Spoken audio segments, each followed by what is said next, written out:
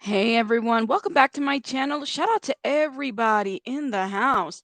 Oh my gosh, Clover, welcome back. I haven't seen you in a minute, Clover. I hope you're doing well. Peace. Hey Marie. Hey Christina. Everybody. Lori, welcome.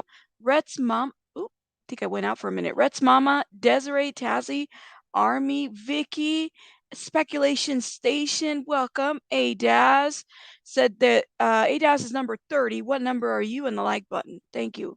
Chico. Everybody, come on in. Teresa. Yes, everybody, welcome, welcome, welcome. And the new beautiful members in the house. I saw Nebulous is in there. SW. Who else did I miss? Everybody, everybody. Thank you, thank you, thank you. How are you? How are you? Welcome. And then we have knee-high socks and Crocs. My goodness. Welcome, welcome. Everybody, everybody, everybody. Oh my goodness. I'm just letting everybody come on in. Come on in. Thank you, thank you. Hey, Jessica, how are you? Welcome. You don't know the case to say yes or no. Perfect. There is another voting option in there, by the way. Let me see. Didn't I put another one? I don't know the case. Yes. I'm so glad that people are voting because I don't want to just jump into this case. And this case, actually, this week was a huge, we had huge news on this case for those that are, I'm a true crime junkie. I've always been a true crime junkie. And this one specifically was one that I remember watching and following for quite some time. Kendall Ray did a sit down with Alissa Turney, who is the sister of the victim, the stepsister of the victim. And this is pertaining to her father. Okay. And we're going to get into that here in a minute. All right. So I have 49% who said yes, they're aware. And this is out of Arizona. Shout out to everybody from Arizona. You might be aware of this case. Some of you guys may not know it. And 49% said, I don't know the case. Don't know the case. All right. So Kendall Ray had done really good coverage on this case. I want to say 5 years ago, and then she did more coverage recently. Truly a very sad situation. Alissa Turney, who is, I mean, she's been the voice and has provided advocacy and try to bring some awareness to this situation. She has a channel as well. You guys can check her out. It's Alissa Turney, and I'll make sure I link it in the description box. I don't think I put it in there. But yes, everybody come on in, come on in. Thank you. You're praying for low temperatures in Arizona. I know some of you guys may be surprised. You might actually do know this case. Red Door Woman says, yeah, I followed this case. Well, he was acquitted. Mr. Michael Turney, who's been sitting in 10 years in Arizona prison, was recently acquitted. Now, John Quiñones from ABC News, I mean, he followed this case as well. There's so many people that followed them. There was an interview that was done. I want to say this was back in like what, 13 years ago. 13 years ago. And this man, uh, I mean, he was accused of having murdered his stepdaughter, Alissa. Okay. Um, there was a lot of like when you review the case, there was so much discrepancies on his statements of what he knew, what he didn't know. There's so much to this story, and I'm so surprised. I mean, maybe he was acquitted, maybe there wasn't enough evidence or anything like that. But let me show you this interview from 13 years ago. At the beginning, the detectives were very focused on Heimer. They thought Ooh. maybe he had done it. But as they began to interview her friends, some disturbing things start to surface. And they say that among them was the feeling that you were obsessed with her. You've heard this before. It's on the affidavit, yeah. That you were very controlling. Yes. And very strict.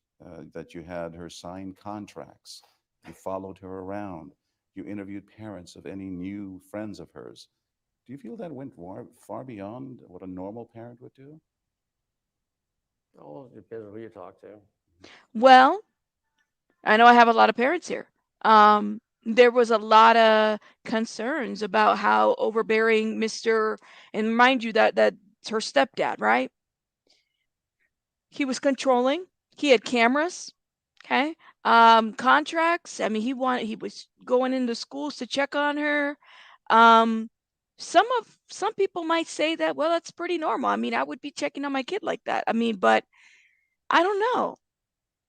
I don't know. Can I bump the volume? I can try. Cause let me see it. Cause I think it might be. Ooh, it might be their end. Hold up. Hold up. Yeah, I don't know if I can. If it would avoid anything happening to my daughter, yes, I don't think it was far beyond. At the time, I look back at it because she ran away as a result of that. Yeah, of course I feel bad about it. Other people said you were demeaning to Alissa, that you made her feel stupid. That's an absolute lie. I wouldn't allow that with Alissa because I want Alissa to have good self-esteem of herself. But her friends said that you were demeaning to her. You called her stupid. In a phone call that has surfaced since then, you called Alissa a bitch.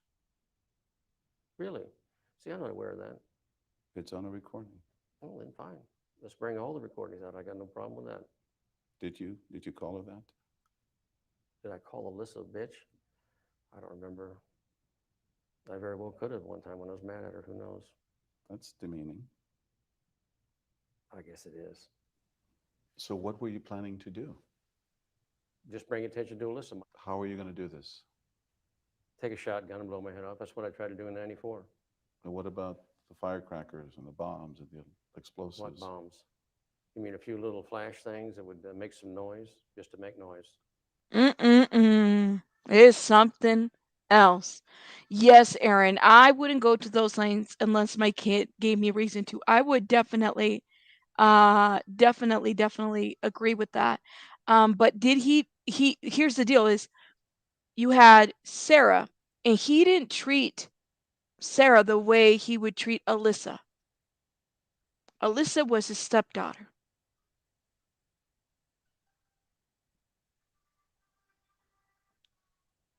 So I don't know. What do you guys think? You can't kill anybody with a pipe bomb unless you stick it down their throat. Police say you were going to bomb the local union hall.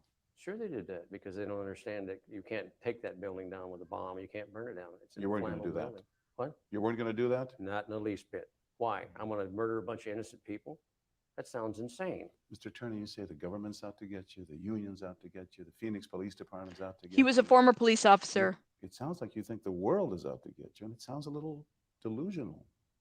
Well, that's what they investigated. I just went and talked to the government's forensic psychologist. She said I had a paranoid personality, but she didn't say delusional. Do you think you have a paranoid personality? You ever wore a badge and a gun? No. You ever been in the military? No. Guarantee you'll have a paranoid personality after that for the rest of your life. Mm. It just comes with it, the experience. Tell me why we should believe you. Why you should believe me? Let's see. I don't know, probably because the fact that sometimes when people tell things that seem to be so irrational, sometimes they are true. You're not capable of killing your stepdaughter. I didn't kill my stepdaughter. I'm not capable of killing my stepdaughter. Interesting, huh? Interesting. And let me go back. Yes. It's interesting because even in the local news, I knew it. Neighbor not surprised stepfather charged for Alyssa's disappearance. There is no body. Okay. Nothing like that. Let me see this real quick. In other developing. Ooh, they're playing music. I don't know if that'll be a problem. 18 years in the making for Alissa Turney's family. Today, her stepfather was arrested in her disappearance and murder back in 2001 when she was just a teenager. This was a cold case, and there is no body. Nobody. He's giving you narc vibes, lies. I thought it was awful. He didn't get charged for so long. Then the judge lets him up. Yes, right when they were about to go to trial. Christine, I wouldn't be surprised. This is a case that there's no body. Right? So I don't know. And he was acquitted. He can't be charged anymore. Life, they always believed that her stepdad was involved. In tonight's True Crime Arizona, Brianna Whitney takes an in-depth look at old videos, audio recordings, and interviews from her stepfather, which are chilling. He was recording her in the house, by the way. Listen, I know that this is the age of, I'm just thinking back then in those times. Now I would understand if somebody has, I don't know, a camera in their living room, right? Back then, this man had a lot of surveillance in his living room. Surveillance is in places he probably didn't even need to have. Yeah, Sarah Turney, her sister, did the rounds on all the platforms to spread the story. I'm sure she's heartbroken, right? And she has a podcast. She's got a YouTube channel. She is everywhere on Twitter. She's working a lot in the true crime community to bring awareness to missing people. So shout out to her. But I know that this is definitely heartbreaking, this news. Nearly 2 decades ago, 17-year-old Alissa Turney lived here, Paradise Valley, with her little sister Sarah and her stepfather, Michael Turney. Judy Wacker lived next door and still lives there today. The whole time he was there, we felt kind of really uncomfortable. We always felt like we were being watched. I used to call him my psycho neighbor. You know, my secrets are always told everywhere by a big mouth. And of course, there's no foundation for them or I'd be in jail. It was May 17th, 2001, when Turney picked Alissa up early from Paradise Valley High School, just days after her junior prom. That was the last time that anyone saw her alive. The case went cold for years, but Alyssa's sister wasn't buying it. It's pretty obvious that my dad's not entirely innocent about every aspect of this story. This is Sarah, by the way. All right. So for those that are wondering, I'm sure you guys, if you followed this case or at least have done a little bit of true crime, this case is probably one that you might have encountered and maybe don't necessarily remember it a lot, but I definitely remember this case.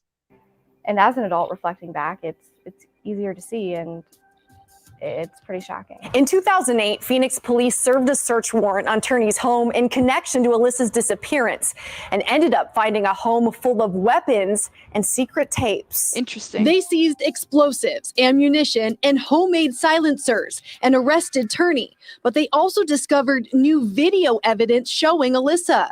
Police say Turney set up hidden cameras in and outside of the house to keep tabs on Alissa.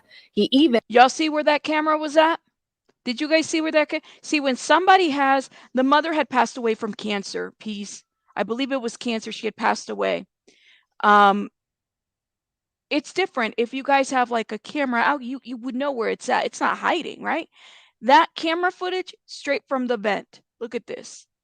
Okay. Where's this camera footage from? Look at that. They also discovered new video evidence. Y'all see that? This was huge. Thank you.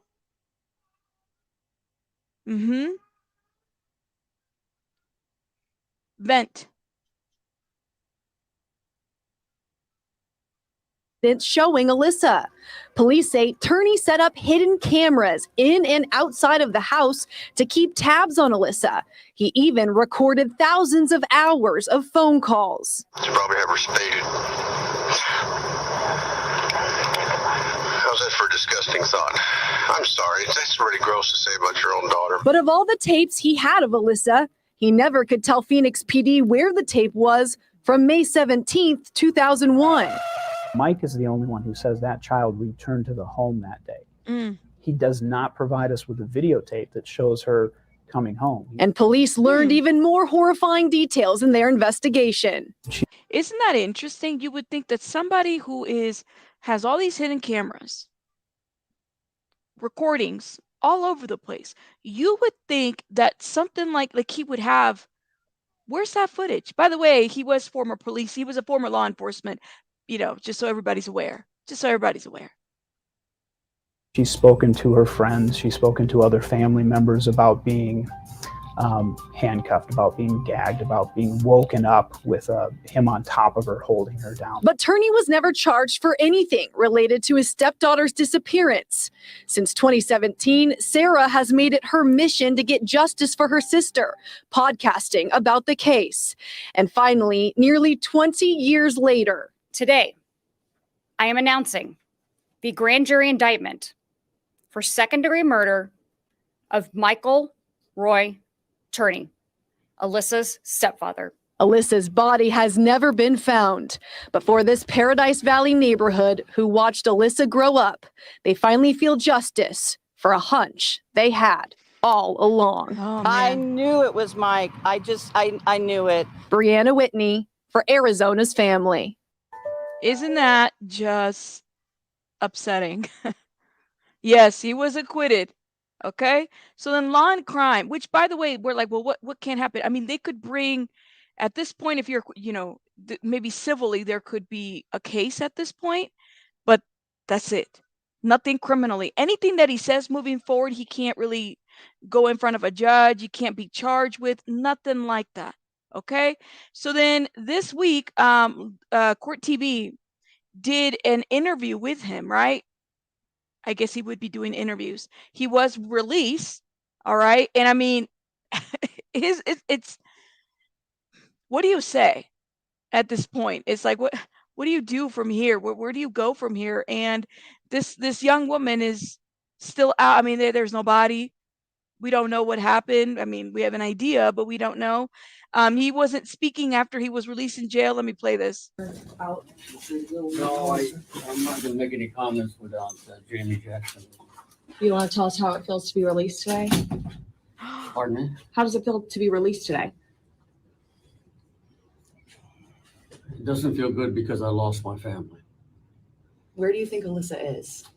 And did you play any part in her disappearance? I'm not going to answer that question. Not till I talk with Jamie Jackson. Do you think she's still alive? I hope. Your attorney said you were. What do you guys think? Ryan Apple Snapple says, I was in the courtroom Thursday and that was truly shocking. Thank you for sharing. I mean, I'm sure it was very shocking. My goodness. Yes. Thank you. Turney himself. So he wrote a manifesto. Diary of a Madman Martyr, written by Turney himself, which attempted to explain why he is so well armed. I wonder if he does anybody have that? Is that even public? Oh my God. Yeah, that's true. I don't know. Alissa is not his bio. Was not his bio. It's his stepdaughter. Sarah is his bio daughter. Sarah that's the daughter. Alissa was stepdaughter.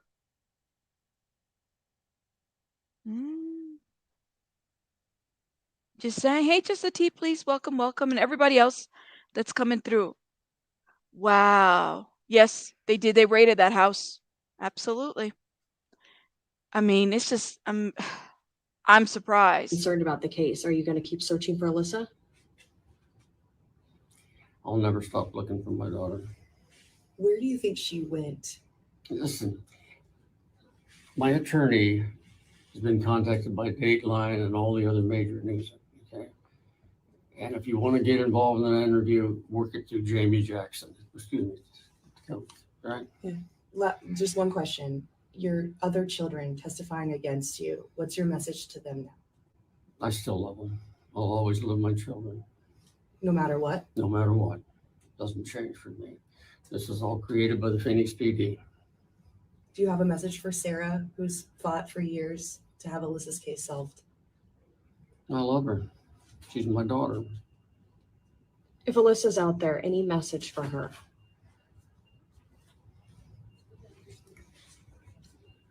Same message I've always tried to give it. Which is? I love her.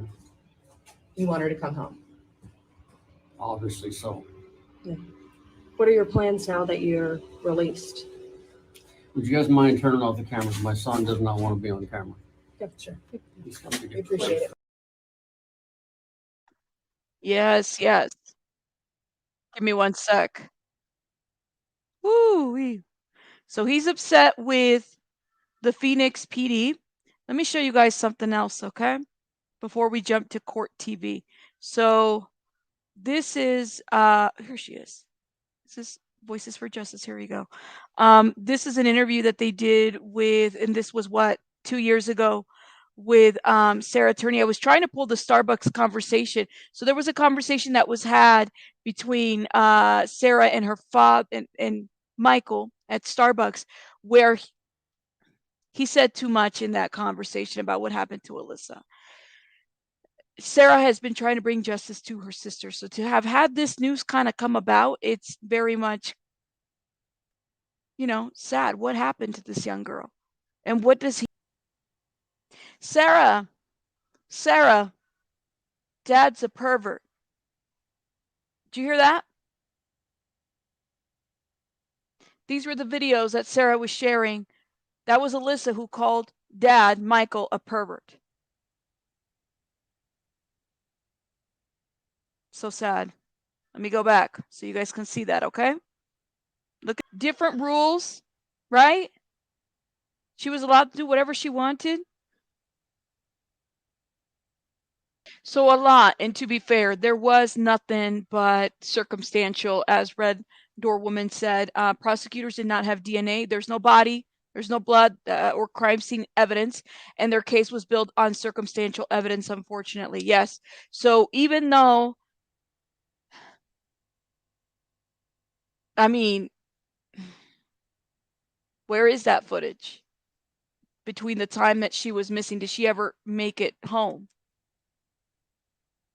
All circumstantial. So they couldn't move forward. It is a very disappointing outcome.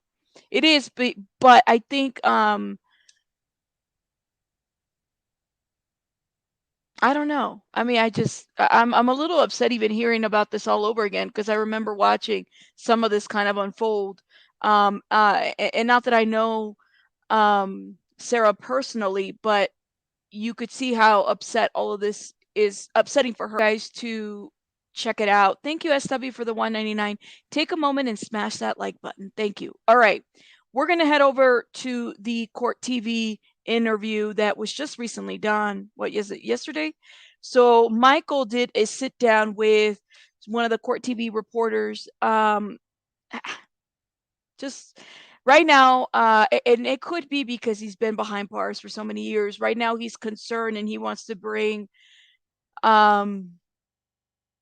awareness to the conditions in some of the prisons. I mean, maybe that's something that he's taking it upon himself. Okay, but let me play this. Because I'm hard-headed. You know, what the law meant, and the judge was right on the money. And Olivia presented a great motion and presentation. But it just didn't, it's like everything else right now, even today, it's just not real. It doesn't feel real yet. You know, I mean, I know what I did and I didn't do. And that's one of the things that came through, at least under our laws in Arizona, which were statutory state. The judge did the proper thing. But I was shaken and knees were weak. I just couldn't believe, and I still don't believe it's over with.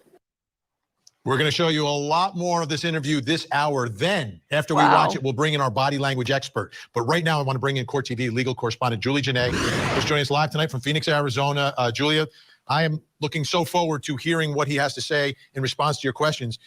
How did all this come about? Like, how is it that he said, okay, yeah, I'll sit down and I'll answer your questions, Julia? Vinny, you never know what you're going to expect or what to expect when a defendant is willing to sit down. This is a former defendant. We always reach out to all parties involved in a case to see if they want the opportunity to speak, to share their side of the story. This is just one day. Just yesterday, Michael Turney was walking out of jail, walking out of a jail cell. He was processed. It took 24 hours to get him out of jail after that acquittal on Monday. And today, I didn't know if I was going to see signs of him seeming like he was weak from being behind bars, if he didn't have a communication very flowing in a way that's flowing after being behind bars. But he was actually very disarming in the way that he spoke. He's like 70, I think he's 75. I could be wrong about the age. I believe he's like in his 70s now. Yes, thank you, Cash, for the $1.99. Hop on the like bunny. No caps, please. The Maricopa County prisons are responsible for the health care of those prisoners. Often ignore them. No matter the crime, they have rights to basic care. I agree with you, Ryan Apple. I mean, you know, of course, we don't want it to be a 5-star hotel, but at the very least, they need to have basic care. I completely agree with you on that one, you know? He cracked a lot of jokes in between the time that we were setting up everything and had some self-deprecating things to say. Wow. But ultimately, if you didn't know the backstory, he was very easy to talk to in a room. Now, were there any rules? A lot of times we have these cases, you know, the lawyer step in, you can't talk about this. He's not going to answer questions about that. Were there any rules like that, limitations on what you could ask him? No rules, no limitations at all. We would not have provided questions beforehand anyway, but we didn't even get that ask, which a lot of people do. They want to know exactly what you're going to ask, but he didn't make that requirement. We didn't even get that from him. He seemed very open to talk about whatever the question was. He had a very quick answer for anything. Isn't that crazy? So now, I mean, no rules, no limitations. They could ask whatever. I'm going to jump right to that interview right now.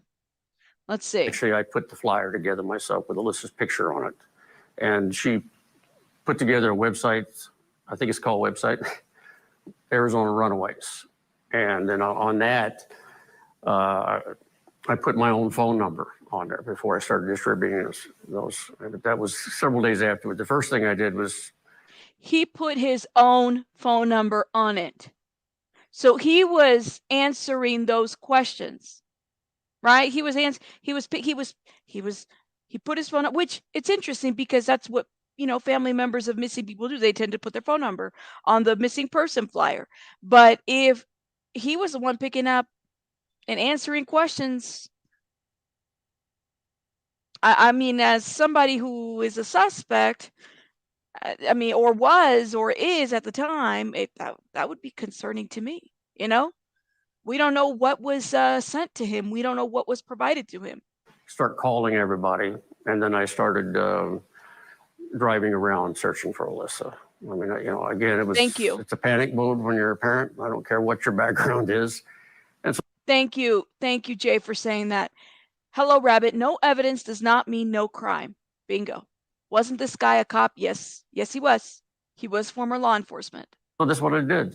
You know, I did everything I could think of, including, of course, late at night, that night, calling the Phoenix Police Department and reporting her as an endangered runaway. Especially the note was not Alyssa's life pattern. Did you believe the note when you saw it? You want to be honest? No, I didn't, because again, it was her handwriting. And again, when she ran away, she left a note. Her backpack and her items were in the home. No indication that she even actually made it home. When she ran away, she left a note. Okay? She wrote it. I'm a parent as well as the background in the police department. It's one of those stages that you think, oh my gosh, I don't know what, you know, I missed something. You know, my daughter's running away from me. So,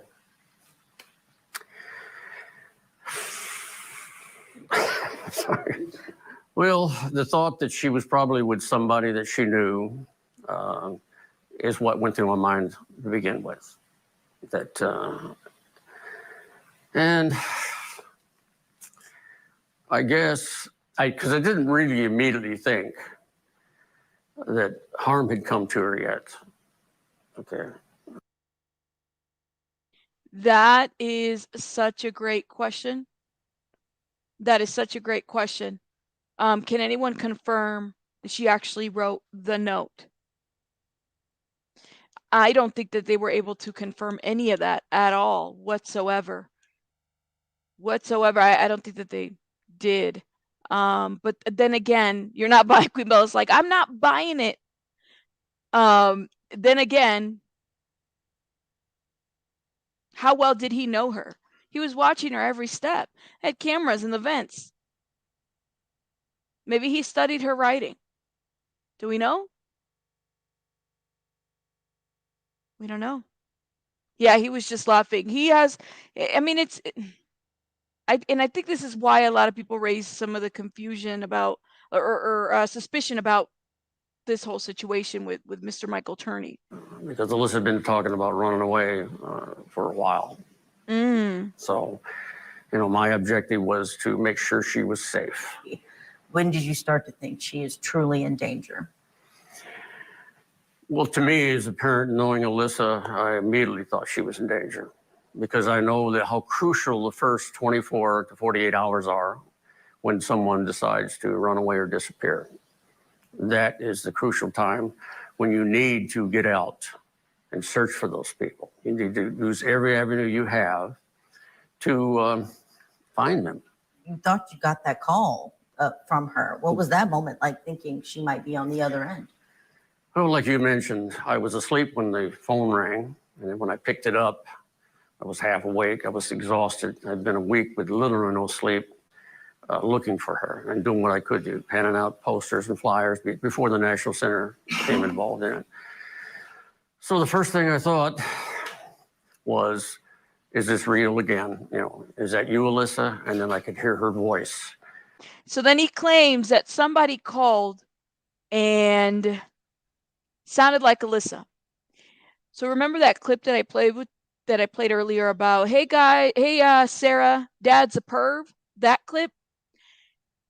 It was then speculated that Alissa was like about to come out and say what was going on, what Michael had done to her. Okay. And maybe that's what made her disappear. I would think that that would be motive, to have somebody be killed or be gone or hide their body. I would, if there's motive here, that would be the motive that I can think of, you know? But then again, everything is circumstantial and there's no body. But the oddity of the call that I question was it seemed like she was holding her, you know, the mouthpiece away from her when she was saying some things. But she was definitely agitated at me. I mean, you know. So you definitely knew it was her. No question. Oh, yeah, no, I recognize her voice. I've listened to it many, many times. I know all of my children's voices. So you hear that. And it's funny because he's recording calls. That's not recorded. That's not recorded. He's got footage. Like, well, what happened to all these recorded calls while she was gone? Got footage and everything. That's not recorded.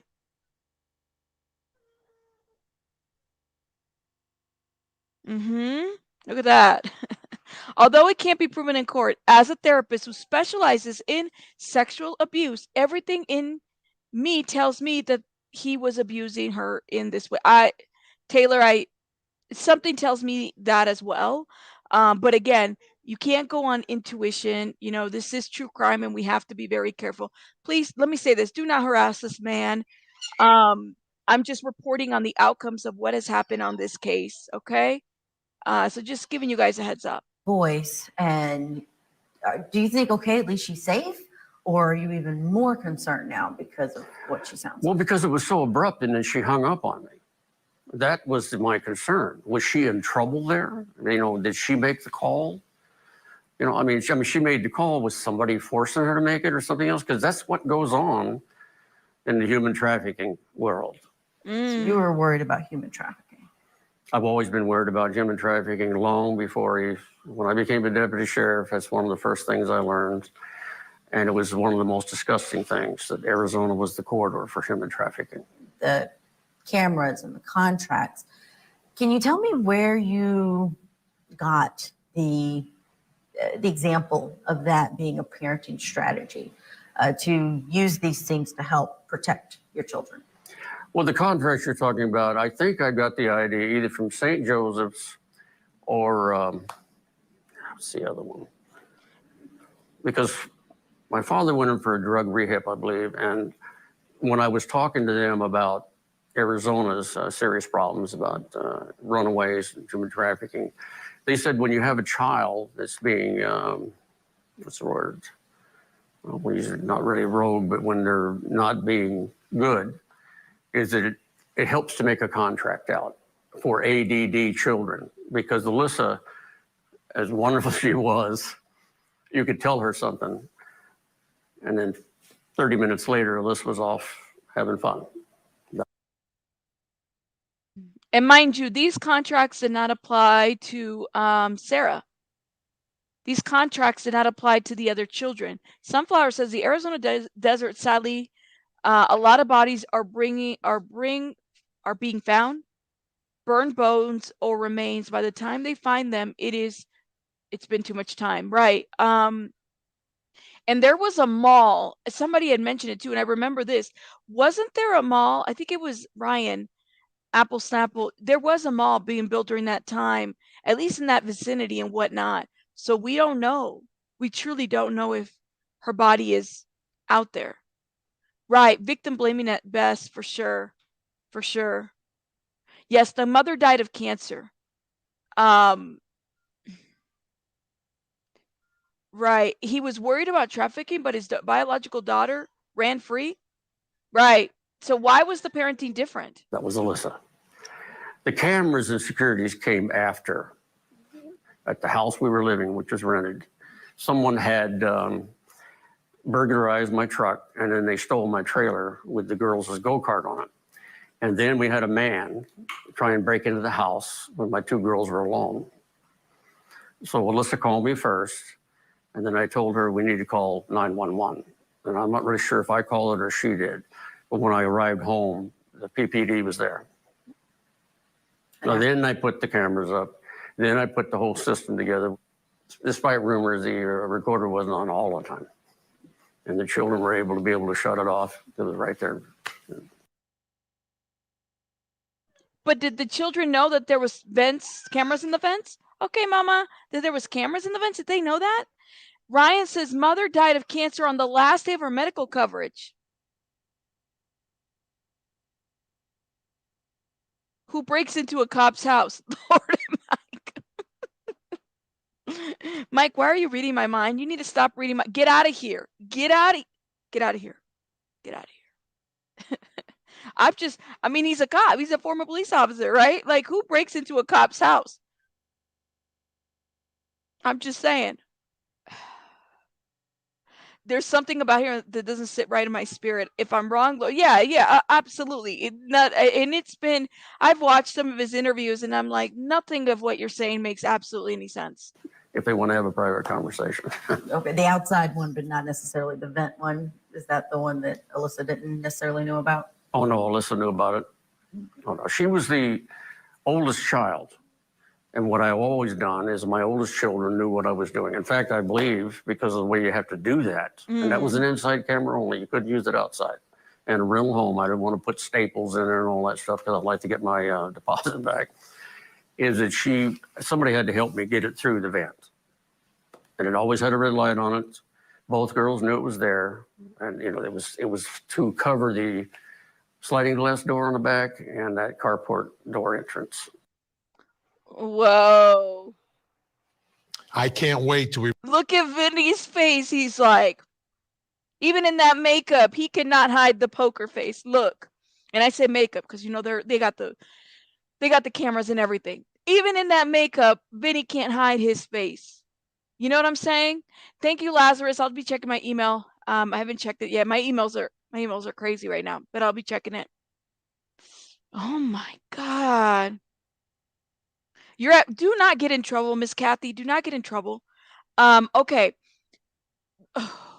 You know, and that's a good question because I don't know if he took one or not, but I don't believe that those are even admissible in Arizona courts. I'm not really sure. Hold up. There was somebody said something here. Yes, right, Sunflower. Right. His older children, even this was concerning to me when I heard that, but there was a clear differentiating treatment of these children. Alissa was having to sign contracts. Alissa was having to be, watch phone calls, I mean, he was going after Alissa and her parents and all that, like not the parents, I'm sorry, the friends, the parents' friends. I mean, he was watching every little step that she was doing. So I don't know why. See why if he just said in this interview that everybody knew about some of the surveillance and some of the recordings that they could have turned it off. Well, did Alissa know? And I mean, not that we can ask her, but did she know that there was a camera on the vent? And if they knew, why even hide the camera? Why not just put it out on display? Now, again, that was clearly in 2001, years ago. Where we're at right now, we actually put, I mean, I have I have a camera and we have a baby. Of course, we have to watch her and we have to make sure everything's okay. That makes a difference. But then again, I mean, just, I don't know, keep that in mind. Keep that in mind. Absolutely. Oh, thank you. Thank you, Crazy Cat Mama. We bring in Janine Driver, our body language expert, to take a look at this. We've got more of the interview coming up where Julie Janae tries to get him to explain what happened that last day, the day that Alissa went missing. Plus, coming up next All hour. right.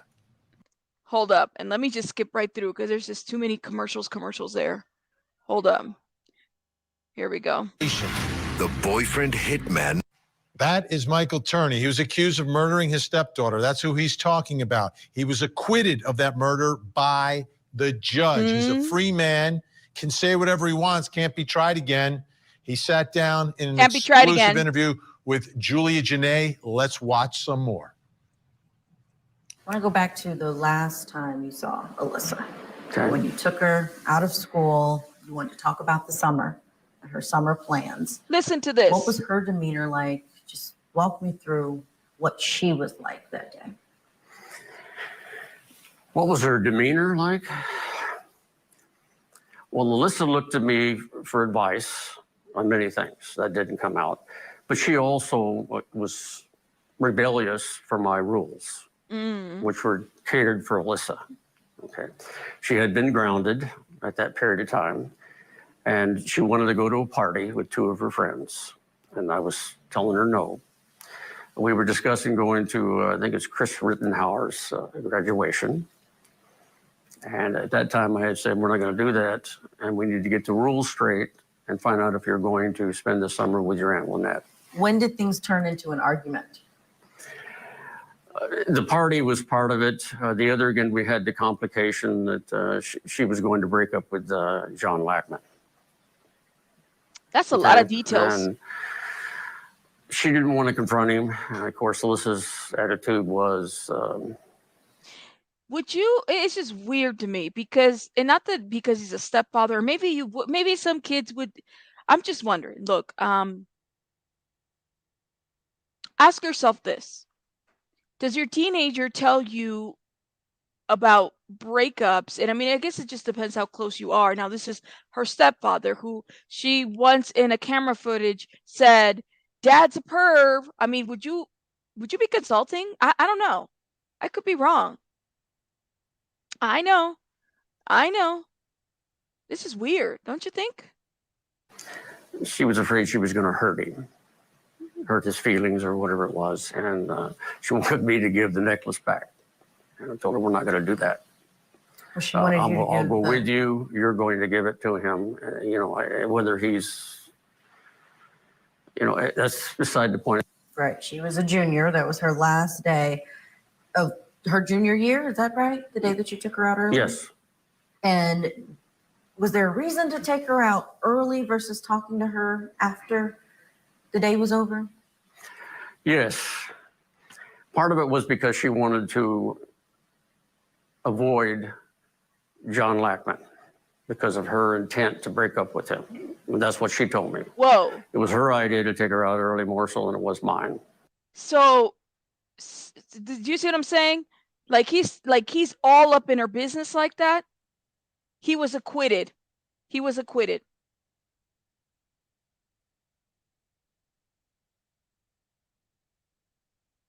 Y'all see that? The perf thing came out of a footage that went viral on TikTok. It was a family camera footage in 1997. They went out on like an outing trip, and Alissa tells Sarah,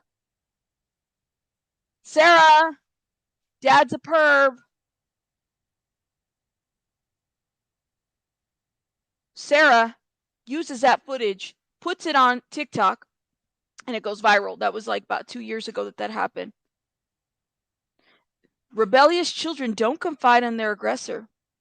Well, rebellious children sometimes don't confide at all. I mean, I'm just saying.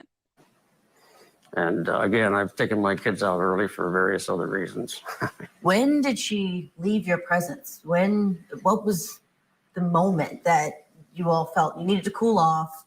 She's upset. Can you walk me through that part of your conversation after her school day? I think we both got frustrated because it got into the argument. Alissa, once she got something in her mind, she was really, really eccentric about it, stubborn, and she wanted to go to the party. Absolutely. And I told her that's not yet. We did the prom thing, but we're not going to do this just yet because you're grounded. You've given out your phone numbers to people from the drive-thru in Jack in the Box, honey, and that's too dangerous. Not just for you, but for your sister and me. And Alissa it was almost cute whenever she would see the light go on in her head when you told her why. Okay, I mean, I can only explain it as a parent. I don't know how you, if you've ever had children, you look at them and you're trying to explain something to them, you're waiting for a light to come on and say, oh, yeah, I got it now. And you're saying you didn't see that light go off that day? No, we left, and it bothers me a lot. We didn't leave. Last time I saw her was not the best condition that you want to remember. But then again, I stopped on the road and did call her back. A little bit after 1 o'clock, I think it was, and called her back and told her that I apologized, or tried to apologize to Alissa, and tell her we'll all go to Chris Rittenauer's graduation. Chris was almost like a friend of the family. Did you talk to her, or you had to leave her a message? No, I talked to her. Okay. I don't know how long it lasted. It was definitely a bit longer, and I was trying to apologize to her. And never saw her after that? No. Wow. Do you have any regrets about that day, that moment? Every day. What do you regret the most? What did I do? The what if, could have, should have, what I should have done. I'm the parent, and I'm responsible for my children. And the guilt of running my own child away from her own safety is never going to leave me.